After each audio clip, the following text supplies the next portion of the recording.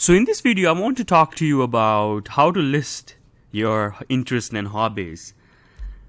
So one of the things that I like listing my interests and hobbies on the resume because it helps interviewers connect with me at a personal level, right? So this is one of the things that I didn't initially do this, and this is something, but I discovered that from like looking at research and looking at what other people do there on their resumes, that sometimes doing this can actually works out for you and shows that some of the extra activities that you're doing and some of them can relate with that, right? So that you can develop a personal connection with people by listing that. Again, this is this one is optional. You don't need to really, if you don't feel comfortable talking about your personal interests and hobbies, or your companies, in your country doesn't really enjoy seeing that in your resume, I wouldn't say just leave that alone. But the ones that you feel comfortable in, I would say definitely try it out and see if that's if it improves your callback rates, and if it improves the way you have interviews. Okay. So some of the things that I recommend people put, I recommend my students put is, talk about some of the communities that you were involved or, build, if you, worked in developing a specific clubs or specific communities, I would say, I recommend, putting that together. And also if you had any speaking engagements or any you spoke at any events and things like that, then you can put that on there as well. And whether also if you're doing any writing or blogging that essentially helps people with something, or you just have a blog, or you write about things that that is presentable, right? Obviously, you can essentially list that in the interest and hobby section. And you can also talk about whether you're mentoring or coaching, right? So that's something that I always recommend people to get themselves involved in. When you mentor and coach people, whoever you can, right? If you're still looking for getting a role, you can still like mentor, high school students and things like that, right? So mentoring is, gives you an opportunity to really improve your communication skills, improve your networking ability, and help you get to meet more people. Right, so there's so many things associated with mentoring people, so many benefits, right?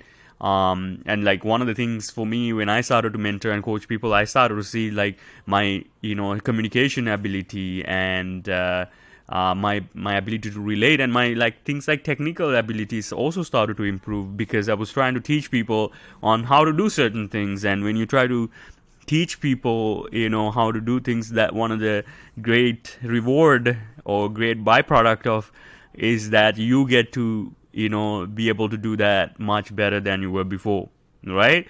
So that's one of the things I recommend for everybody to kind of get involved with a little bit of mentoring and coaching with the people around them, right? With the people who they can approach and help, and that way that's a great way to improve your skills. And also you can talk about whether you were participating in any sports teams and other interests and things like that. And if you're playing basketball for a league, you can talk about that, right? There's, for example, like if somebody's applying for one of my companies and they say they're playing basketball, I'm really I'm very pretty interested to talk to that person, because I really love basketball, right? So I would think about at least having a conversation with him, right? So or with her, it really doesn't matter in terms of gender, but I do enjoy, having conversation with people playing sports. So, I mean, someone like, if you don't really put that on your resume and you do play at a high level, or you play even for fun, I would love to know about that, right? So that really kind of helps me to develop a connection with you at a, more personal level, right?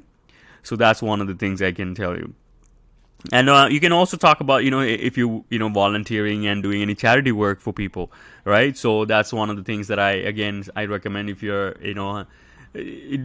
still looking to get a role, or you don't know what to really get into, think about doing a little bit of volunteering and charity work. And that will help you kind of open your eyes on, what you should be doing, and sometimes it gives you some of the skills that you won't be able to get if you're working at home or working by yourself, right? So something that I would recommend, think about. If you're not already doing that, do that. But this is something that you can think about, essentially applying on your resume. Okay, so let me show you how it kind of get listed on your resume, right? So this is one of the ways that I've decided to kind of list it out. I just kind of say I mentioned it here. I don't have this company. It's a fictitious company, actually. But it'd be kind of cool, right? So it literally says the basketball player and coach, right?